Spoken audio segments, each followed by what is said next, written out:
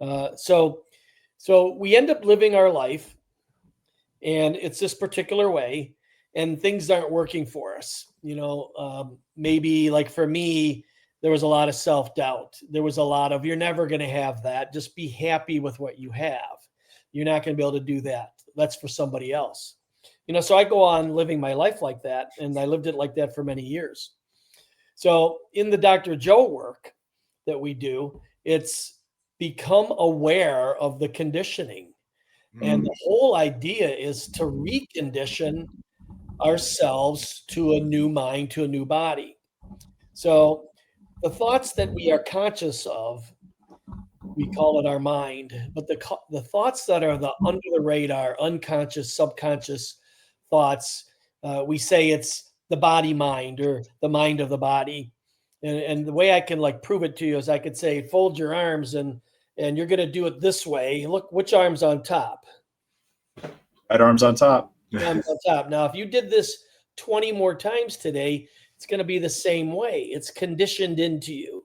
The body knows how to do it better than the conscious mind. You didn't have to think about that at all. Now, to try to do it the other way. It feels really weird. Now, you could, like I could kind of get into it really fast because I do this all the time. But, it'd probably take a good week for you to be aware that you're doing it and to switch it up and to finally recondition. So that's kind of like an example of conditioning and reconditioning from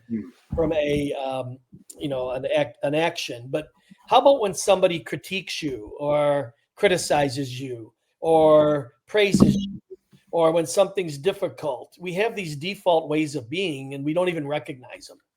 Yeah.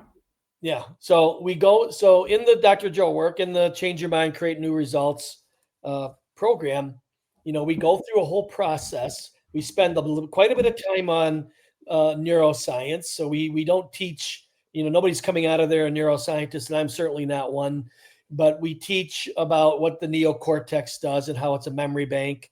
And we teach about the limbic brain, which is the chemical brain, the emotional brain, the mammalian brain, and how when we start to embody something, like maybe how you handle a stressor, that chemicals are released, and that's all from the limbic brain.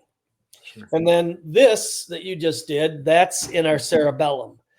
All the skills and habits, the fact that you can do what you do, it's all stored in your cerebellum at the hindbrain.